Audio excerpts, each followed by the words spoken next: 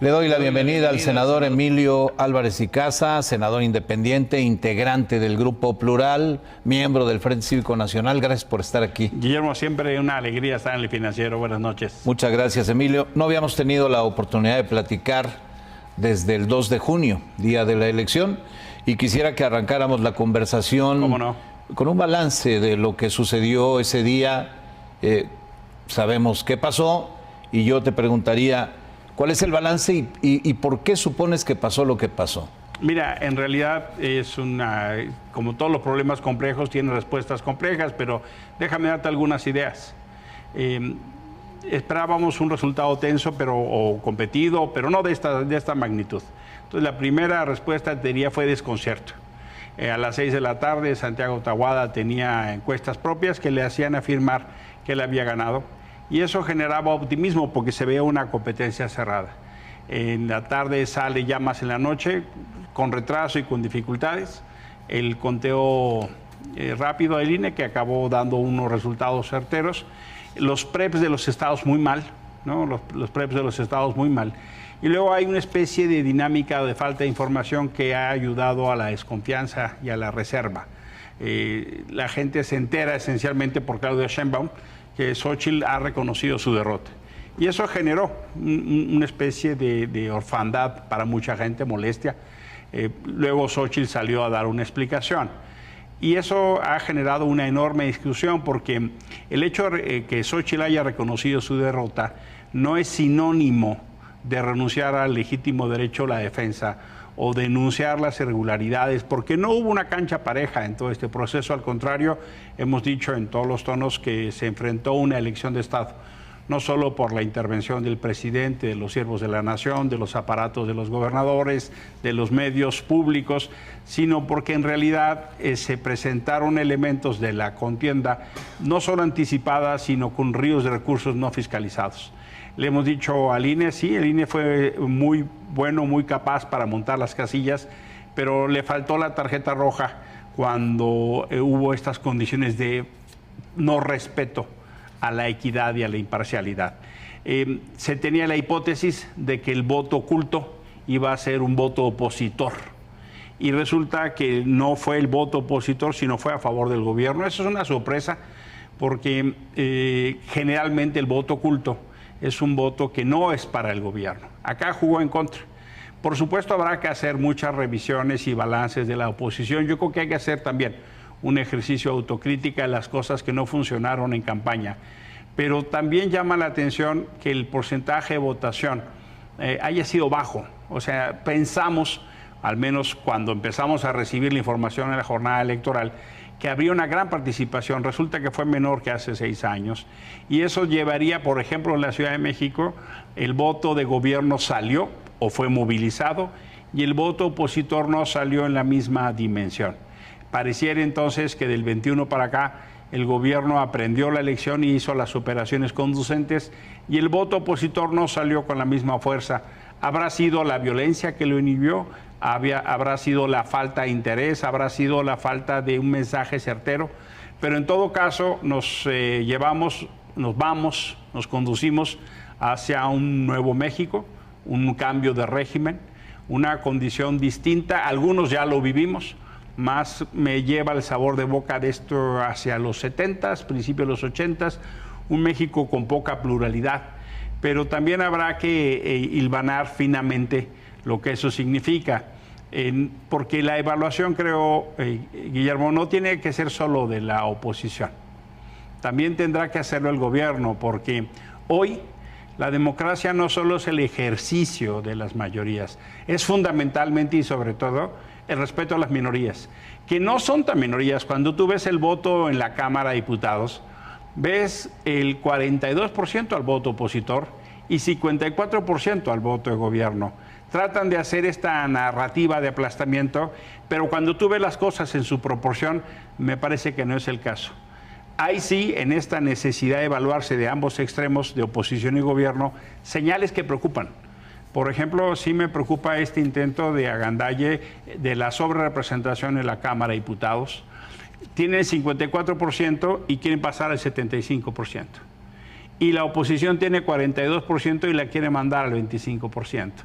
Ese no fue el mandato de la urna, esa no es la voluntad popular. Si se pide respeto a la voluntad popular para reconocer triunfos y derrotas, también tiene que aplicar al gobierno. Esta sobrerepresentación, incluso en la Cámara de Diputados, podría generar una condición para que la oposición no tenga instrumentos legales para oponerse a cosas que considera inconstitucional. El Senado tendrá una breve, pequeña, limitada minoría que no permitirá las reformas constitucionales. Vamos a tener esa discusión. Pero simultáneamente, Guillermo, vi un par de señales que me preocupan. El caso de la distribución de las diputaciones pluris en la Ciudad de México, de manera chicana, artificiosa, faltando otra vez a la voluntad popular. Yo lo entiendo como un fraude a la voluntad popular. 7 diputados de Morena, de último momento, ya que está el proyecto del Instituto Circulado, dicen que cambian al Verde y al PT, para que con eso le den más diputados a Morena, y entonces en lugar de tener 38 pase a 43. El Instituto Electoral de la Ciudad de México, con una mayoría dúctil, acompaña ese cambio, pero en realidad el instituto no forma bancadas, asigna pluris. Y otra vez es el mismo fenómeno. El sistema mixto que tenemos, de distritos y pluris, tiene 3 principios: gobernabilidad para la mayoría, pluralidad y representación de las minorías, y proporcionalidad. Es decir, si tú no ganas los distritos, pero tienes una votación consolidada, te tocan pluris. Pero lo que vimos en la Ciudad de México tiene años de no suceder. Y el tercer signo es lo que pasó en el estado de Morelos. La candidata de oposición, Lucy Mesa, estaba en conferencia denunciando lo que ella considera irregularidades y una distorsión del voto, y llega la Fiscalía Anticorrupción de Cuauhtémoc Blanco a notificarle una investigación. Esas señales tienen este tufo autoritario que no reflejan a quienes siendo minoría vivieron esas cosas y ahora como mayoría lo quieren revivir. Esto sin mencionar Jalisco, ¿no?, que también fue un tema de enorme dificultad para no reconocer el triunfo de MC, de manera que pareciere una voluntad de agandallar, avasallar, llevarse todo, y parece entonces que el signo de inicio se hace complicado, Guillermo. Senador Emilio Álvarez y Casa, ¿qué tantas posibilidades hay de impedir la sobrerepresentación en la Cámara de Diputados del Congreso Federal? El tribunal es el que tiene que resolver impugnaciones, etcétera, antes de la asignación definitiva de las pluris. ¿Y qué posibilidad hay de revertir lo que ya decidió el Instituto Electoral de la Ciudad de México, que es una chicanada, hay que decirlo en sus términos? Es así. Y mira, lo primero que tiene que saber la gente es que estamos en la defensa del voto, lo hemos estado desde el mismo día de la jornada, en la representación de esa gente que depositó la confianza. Y no es un tema que ha terminado, el INE terminó de contar, pero ya estamos en la etapa de la judicialización. Por supuesto que esperamos que el tribunal atienda y resuelva. Hubiera sido muy bueno que Morena facilitara en el Senado la designación de los 2 magistrados que faltan en el Tribunal Electoral del Poder Judicial de la Federación. Ahora faltan 2. Tendrá que nombrarse 1 para la calificación. Lo sano, lo sensato hubiera sido nombrarlo antes de la elección. Con todo, vamos a ir a los tribunales locales y a los federales, y la gente debe que tener la certeza que lo que queremos es justo eso, el respeto a la voluntad popular. Que se tenga la claridad de qué fue lo que pasó, porque hoy hay muchas dudas, y yo diría en muchos casos son dudas legítimas. De manera que todavía hay un proceso judicial en marcha. El límite para que esta certeza se establezca será el 23 de agosto, para que se puedan entonces integrar la Cámara de Diputados y la Cámara de Senadores, así como la constancia hacia la Presidencia de la República. Pero en todo caso, sí, por supuesto que vienen tiempos de batallas jurídicas por andar, en lo local y en lo federal. Déjame preguntarte, ¿cómo ves a Claudia Sheinbaum? Me llamó mucho la atención lo que pasó la semana pasada. Sale el diputado Mier, anuncia que irán las reformas constitucionales del presidente, entre ellas la judicial que tanto ruido mete, se devalúa nuestro peso, sale Claudia Sheinbaum a contener, sale Ricardo Monreal a contener, pero al día siguiente el presidente dijo, van las reformas en septiembre. Parece una falta de cortesía política, déjame decirlo en los mejores términos, que el presidente López Obrador, teniendo ya una virtual presidenta electa, pase por encima de ella, interviniendo en lo que va a ser el arranque de su gobierno, Emilio. Pero quiero conocer tu opinión. Yo ya ofrecí la mía. Está siendo muy difícil para Claudia Sheinbaum en esta posición, esencialmente de virtual candidata electa. Los números son lo que son, ¿no? Y con esta distancia todavía se hace más difícil revertir ese escenario. Y lo hemos dicho en los distintos espacios, en el INE, en la Cámara. Pero la atención es lo que Claudia Sheinbaum teje en las tardes, López Obrador lo desteje en las mañanas. Y hay un dilema que va a meter mucha atención. López Obrador ha expresado y ha tomado la decisión, y así lo actúa, no solo lo comunica, así lo actúa, de conducir la transición. Cuando él gana y es presidente electo, literalmente Peña es borrado el mapa. Se hizo a un lado. Y él, me refiero a López Obrador, se vuelca a la transición. Creo que López Obrador le va a estorbar a Claudia Sheinbaum. Creo que le va a complicar. Porque lo que está pasando es que, lejos de animar a la certeza, pareciera como que no solo quiere poner los términos del próximo gobierno, sino los términos del arranque. Y, por supuesto, entonces han surgido una enorme cantidad de personas que dicen, bueno, Claudia Sheinbaum va a ser presidenta o vicepresidenta.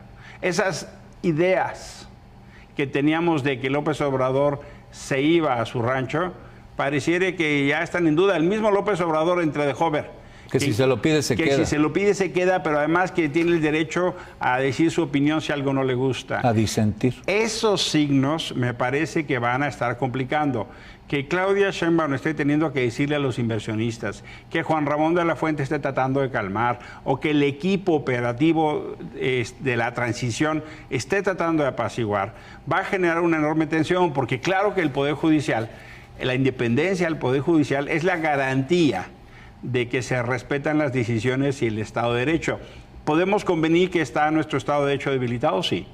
¿Podemos convenir que nuestra democracia está debilitada? Sí. Pero por lo menos genera elementos de certeza jurídica para que no sea una decisión de una o unas personas lo que decida el rumbo del país, como pasaba en los 70s. Y por eso los mercados reaccionan como reaccionan. Es que el miedo no anda en burro, dicen los clásicos, ¿no? Así es. Y eso genera mucha preocupación. Desde el día siguiente de la elección aparece la secretaria de Gobernación indebidamente, como si fuera la vocera del INE, a dar resultados que no son definitivos, ni le corresponden, ni tiene atribuciones, ni son los resultados. Al día siguiente, el martes, vuelve a hacer lo mismo. Es decir, López Obrador se sigue metiendo en la elección como si fuera autoridad electoral. El propio presidente ayer salió a decir quiénes son los gobernadores y cómo van a quedar construidas las bancadas en el Congreso. Es decir, sigue actuando de una manera indebida, alejado de lo que marcan las disposiciones electorales. Hay un principio constitucional en el 134 que tiene que ver con el principio de neutralidad gubernamental, que el gobierno no se disfrace de partido. Lo que hemos visto de manera sucesiva es que el presidente es el jefe de campaña, no solo de sus candidatos, candidatas, sino de su partido Morena. La secretaria de Gobernación, es muy triste decirlo, muy lejos de un papel de Estado y haciendo pues el desempeño, el rol, el papel de subjefa de campaña. No le toca a ella dar con datos preliminares integraciones para intentar generar un golpe mediático, un golpe de opinión o de tratar de construir un estado de ánimo que ya tienen el control de los congresos. No le toca a ella con informaciones preliminares estar haciendo juicios. Lo que toca es la mesura, lo que toca es asumir una responsabilidad de Estado. Es, por decirlo menos, profundamente irresponsable. La secretaria ha estado lejos de un papel de Estado, se mete para dificultarle la oposición, facilita al partido de su simpatía, pero esto de estar dando información preliminar para la integración de las cámaras tiene una intención, es generar un estado de ánimo consumado, y por eso la gente tiene que estar clara que no se puede hacer para atrás, porque si nos quitan la esperanza, entonces sí hay una gran derrota. Y todo lo que se está tratando de hacer por el presidente y la secretaria y su equipo es esta lógica de avasallar. de llevarse los puestos, de agandallar, de decir esto no tiene remedio ni resistencia, y no es así. Cuando tú ves los números del Congreso, es una película distinta. 54-42, perdón, pero no es ningún avallazamiento. ¿Y eso significa qué? Significa un México plural, significa un México con distintas fuerzas, significa un México de diferentes ideas. ¿Cuál es el reto entonces para Claudia Sheinbaum? Generar un modelo donde todas las voces tengan espacios. Si siguen con la lógica del pensamiento único, lo que le espera a este país son tiempos muy complicados. Complicados. Hablando de eso, ¿qué viene para la oposición? Escuché a Guadalupe Acosta Naranjo desde el Frente Cívico Nacional hacer ya una convocatoria para el próximo 6 de julio. ¿Qué sigue? Decidimos estar en este momento, abocar nuestras energías y esfuerzos esencialmente a los conteos. Invitamos a la gente a tomar fotos de sus sábanas, a verificar el PREP, que nos ayudara con un mecanismo de auditoría social para poder revisar. La segunda etapa es ahora la judicialización. Estamos concentrando nuestros esfuerzos en eso, y el Frente Cívico Nacional ha llamado a un encuentro nacional el 6 de julio, en lugar por definir, justo para hacer una evaluación, hacer una revisión de qué debe seguir. De antemano lo digo, no es automáticamente trasladable la marea rosa, no. La marea rosa, con mucha claridad lo digo, no es de nadie. Es una expresión social y yo creo que mucha gente querrá seguir así. Si el Frente Cívico u otras organizaciones terminan en un partido político, esa no será ahorita la discusión. Yo creo que tiene que haber un proceso de asentamiento, de discusión, de evaluación, de cuál es el momento país, porque viene un cambio de régimen. ¿Qué es lo que queremos? Primero que nada, encontrarnos. Segundo, entender que necesitamos seguir activados porque mucha gente ha tomado como opción irse a su casa. Eso lo único que hace es facilitar el autoritarismo la vida y no queremos eso. Nos vamos a encontrar en el ánimo de entender quiénes somos, dónde estamos y cómo construimos un proyecto de futuro. ¿Podrá ser en la sociedad civil? Sí. ¿Podrá ser en la sociedad política? Sí. ¿Qué creo entonces? Que quienes han participado en la Marea Rosa han tenido una escuela extraordinaria de civismo. De ahí podrán salir muchas organizaciones que se encarguen en lo concreto. El sábado me encontré unas chicas que decían, mi mamá floreció con la Marea Rosa, empezó a organizar, a buscar. Eso es un capital democrático que no vamos a tirar a la basura. Pero lo que sí quiero que se entienda es que no es en automático, porque la Marea Rosa es diversa, es distinta, es muy plural y no tiene dueño. Entonces, las discusiones tendrán que ver más con el cauce de quien quiere entender que tal vez es momento de una nueva fuerza política. Los partidos políticos tendrán que hacer su balance, por supuesto. El PAN lo tiene que hacer, el PRI lo tiene que hacer, el PRD está litigando, el mismo MC, pues porque hemos visto liderazgos que tienen pues más de 20 años ahí consolidados y por eso es importante que se revise una ecuación que hoy está en crisis, la representación política. Sin duda. Sin lugar a dudas. Y para eso el Frente Cívico Nacional está llamando a encontrarse incluso con muchas organizaciones, o ciudadanos o intelectuales. En breve haremos saber dónde nos reunimos. Aquí lo estaremos comentando. Para la vida, para la salud de la vida política del país, es fundamental la diversidad. Absolutamente. La pluralidad. Voces distintas, buscando la construcción de un país. Si vamos a una voz y a una persona única, decidiendo por todos, es una mala idea. Es una y se mala pierde idea. una gran riqueza que tiene este país para florecer. Las mejores ideas son esencialmente en colectivo, no en lo individual, por muy brillante que sea una persona. Y la democracia es eso, es pluralidad, es diversidad. En nuestro país es un buen ejemplo. En la gastronomía, en el arte, en la cultura, somos extraordinariamente diversos. ¿Por qué no hacerlo en la política?